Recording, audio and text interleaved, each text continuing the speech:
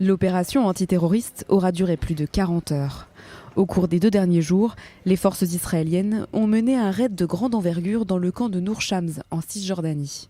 Selon Tsahal, au moins 10 terroristes auraient été tués. Parmi eux, selon des médias palestiniens, le commandant de l'aile locale du djihad islamique à Toul-Karem.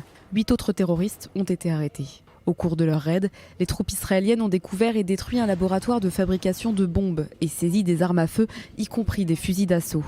Elles ont aussi détruit des routes dans les zones où elles soupçonnaient la présence de bombes.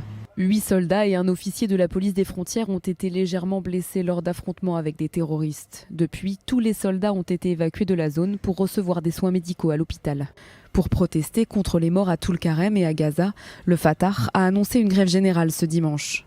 Depuis le 7 octobre, les troupes israéliennes ont arrêté environ 3850 Palestiniens recherchés en Cisjordanie, dont plus de 1650 affiliés au Hamas selon Tsahal. Le ministère de la Santé de l'autorité palestinienne affirme que plus de 450 Palestiniens de Cisjordanie ont été tués au cours de cette période. Les forces israéliennes précisent que la grande majorité d'entre eux étaient des hommes armés ou des terroristes qui menaient des attaques.